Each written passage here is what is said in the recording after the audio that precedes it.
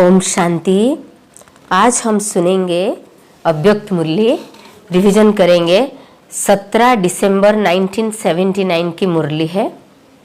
बाप दादा बोले, होली हंस और अमृत बेला रूपी मानसरोवर।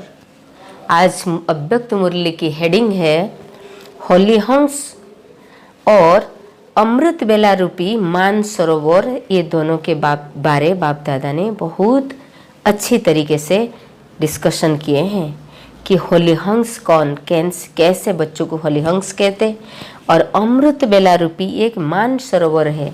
इस मान सरोवर में डुबकी लगाकर किस प्रकार मोती हम चुगते हैं, किस प्रकार भावना रखते हैं, थॉट्स रखते हैं, तो उसके बारे बाबा ने बहुत अच्छी तरीके से विस्तार किए हैं। आज चारों ओर के रूहानी हंस व होली हंस के संगठन को देख रहे हैं। सभी होली हंस सदा ज्ञान रतन ग्रहण करते और कराते हैं। हंसों का भोजन अमूल्य मोती होते हैं। ऐसे ही आप सब होली हंसों की बुद्धि का भोजन ज्ञान रतन है। अमृत बेले से बाप दादा के साथ रूहान द्वारा, रूहानी मिलन द्वारा ज्ञान रत्नों को धारण करते हो। बाबा की बोल रहे कि अमृत बेले से बाप दादा के साथ रूहान द्वारा और रूहानी मिलन द्वारा क्या करते हो ना, ज्ञान रत्नों को धारण करते हो, शक्तियों को धारण करते हो और शक्तियों को, ज्ञान रत्नों को और साथ साथ रूहान भी करते हो। और बाबा बोलते हैं हंसों का भोजन है अमूल्य मोती। तो ऐसे ही आप सब होली हंस के बुद्धि का भोजन ज्ञान रतन है। हम सब अमूल्य रत्नों की बुद्धि का भोजन है ज्ञान रतन। सदा ज्ञान रतन ग्रहण करते और दूसरों को कराते भी हो। ये होली हंस सदा ज्ञान रतन बुद्धि में धारण करते और दूसरों को भी धारण करवाते। तो बाप दादा आज होली हंस की संगठन को देख रहे थे।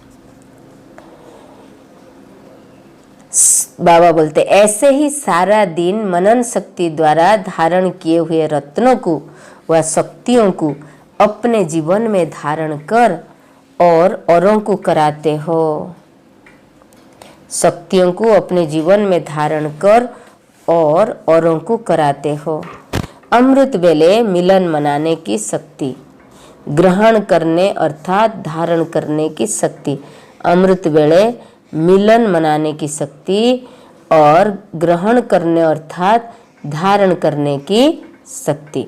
बाप द्वारा हर रोज के विशेष शुद्ध संकल्प रूपी प्रेरणा को कैच करने की शक्ति। शुद्ध संकल्प रूपी प्रेरणा को कैच करने की शक्ति सबसे ज्यादा आवश्यक है, वो शक्ति। अमृत बेले के समय हरेक धारण करने की शक्ति द्वारा धारणा मूर्त बन जाते हैं। अमृत बेले विशेष दो मूर्तियां चाहिए, एक है धारणा मूर्त और दूसरा है अनुभवी मूर्त। क्योंकि अमृत बेले बाप दादा विशेष बच्चों के प्रति दाता के स्वरूप और मिलन मनाने के लिए सर्व संबंधों के स्नेह संपन्न स्वरूप, सर्व खजानों से झोली भरने वाले भोले भंडारी के रूप में होते हैं। उस समय जो भी करना चाहो, बाप को मनाना चाहो, रिझाना चाहो, जो भी करना चाहो, बाप को मनाना चाहो या रिझाना चाहो, संबंध निभाना चाहो, सहज विधि का अनुभव चाहो, सर्व विधियां और रिधियां सहज प्राप्त कर सकते हो। सर्व विधियां और रिधियां सहज प्राप्त कर सकते हो। प्राप्ति के भंडार और देने वाला दाता सहज ही प्राप्त हो सकता है। प्राप्ति के भंडार और देने वाला दाता सहज ही प्राप्त हो सकता है। सर्व गुणों की खाने, सर्व शक्तियों की खाने बच्चों के लिए खुली पड़ी है। बाबा बोलते गुणों की खान, जो शक्तियों की खान, सभी खाने भरे पड़ी है। अमृत बेले के एक सेकेंड का अनुभव सारा दिन और रात में सर्व प्राप्ति के स्वरूप के अनुभव का आधार है। बाप दादा भी हरेक को जी भर के बातें करने के लिए, फरियाद सुनने के लिए, कमजोरी मिटाने के लिए, अनेक प्रकार के पाप बस भस्म कराने के लिए, लाड़ प्यार देने के लिए, सब बातों के लिए फ्री है। माने अमृत वेले बाबा सब कमजोरी मिटाने के लिए, सब कुछ सुनने के लिए, फरियाद सुनने के लिए और कमजोरी को भी मिटाने के लिए और अनेक प्रकार पापों को भस्म करने के लिए और जितना चाहो उतना लाड़ प्यार बाबा देने के लिए पूरा बाप दादा फ्री है। वह समय ऑफिशियल नहीं है, भोले भंडारी के रूप में है। इतना गोल्डन चांस होते हुए भी कोई बच्चे चांस न ले तो फिर क्या कहेंगे।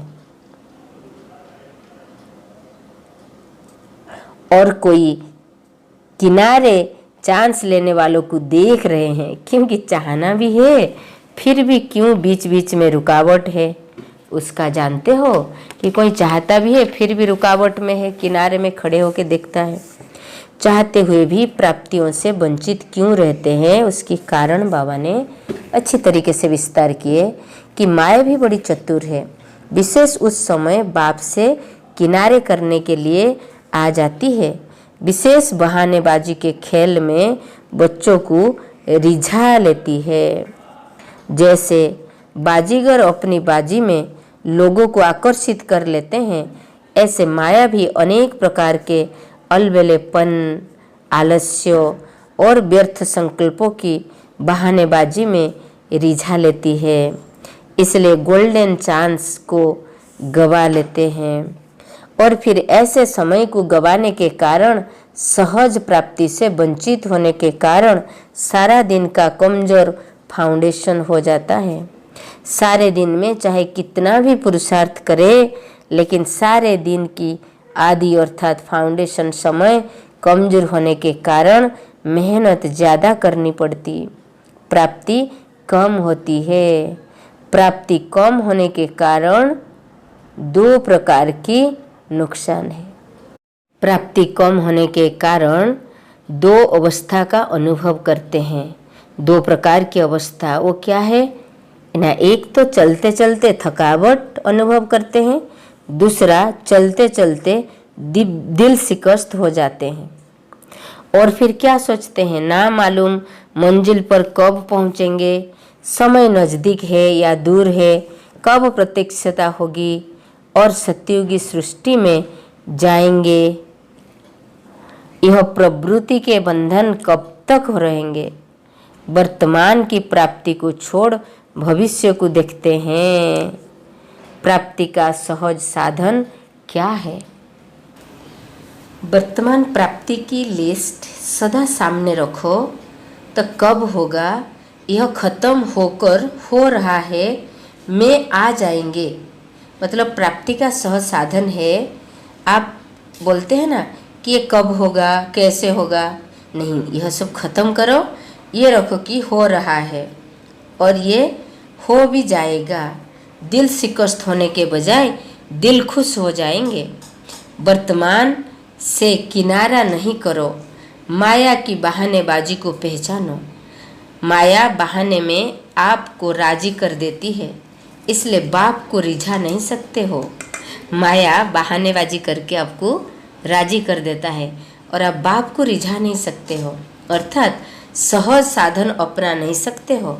वरदान के रूप में जो प्राप्ति करनी चाहिए, उसकी बजाय मेहनत कर प्राप्ति करने में लग जाते हो। इसलिए अमृत बेले की सहज प्राप्ति की बेला को जानते हुए उसका लाभ उठाओ।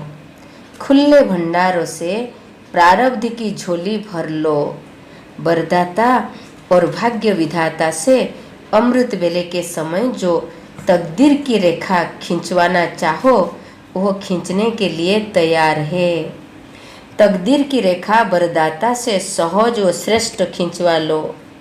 उस समय यह भोले भगवान के रूप में है। लव फूल है तो लव के आधार से श्रेष्ठ लकीर खींचवा लो। जो चाहे, जितने जन्मों के लिए चाहे, चाहे अष्ट रत्नों में, चाहे 108 की माला में, बाप दादा की खुली ऑफर है। और क्या चाहिए? ये बाप दादा की खुली ऑफर। 108 में चाहो या सिर्फ 8 की माला में चाहो, आप आ सकते हो। मालिक बनो और अधिकार लो। पहले मालिक बनो और अधिकार लो। कोई भी खजाने पर ताला चाबी नहीं है, मेहनत की चाबी नहीं है। नहीं तो फिर सारे दिन में मेहनत को चाबी लगानी पड़ती है।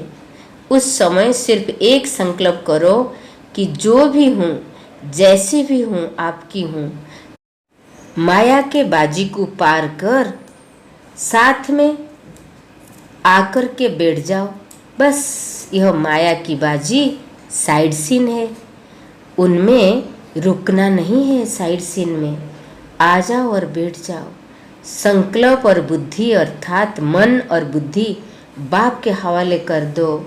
यह करना नहीं आता? बाप की दी हुई वस्तु बाप को देने में मुश्किल क्यों लगती है? कभी तेरी कभी फिर मेरी कहते हो। इस तेरी मेरी के चक्र में आ जाते हो। अमृत वेला हुआ, आंख खुली और सेकंड में जंप लगाकर बाप के साथ बैठ जाओ। साथ के कारण जो बाप के खजाने, सो आपके खजाने अनुभव होंगे। नॉलेज के आधार पर नहीं, लेकिन प्राप्ति के आधार पर, अधिकार के तख्त पर बैठे हुए होने के कारण अधिकारीपन का अनुभव होगा। तो बाप खुदा दोस्त के रूप में अधिकार का तख्त ऑफर कर रहे हैं। उठो और तख्त पर बैठ जाओ। थोड़े समय के अधिकार के तख्त निवासी होने से भी जो चाहो वह बना सकते हो। जैसे हद के राजा थोड़े समय की राजाई क्या अधिकार में नहीं कर लेते हैं? अब बेहद तख्त नसीन इस गोल्डन समय पर वर्तमान समय सहज ही अपनी गोल्डन एज स्थिति बना सकते हो और भविष्य गोल्डन एज दुनिया में श्रेष्ठ पद प्राप्त कर सकते हो। समझा? सहज पुरुषार्थ का समय और सहज साधन। फिर सहज को छोड़ मुश्किल में क्यों जाते हो? फिर सहज को छोड़ मुश्किल में क्यों जाते हो? अब सहज पुरुषार्थी बनेंगे या मुश्किल? जब बाप सहज मिला और मार्ग मुश्किल कैसे होगा? बाबा इतना सहज है तो ये मार्ग भी बड़ा सहज ही है। सहज पुरुषार्थी बनो, मुश्किल का नाम निशान खत्म करो तो दुनिया की मुश्किलों तो खत्म कर सकेंगे। ऐसे सदा अधिकारी तख्त नसीन, माया की बाजी से अपने को सदा पास रखने वाले। कैसे बच्चे आप?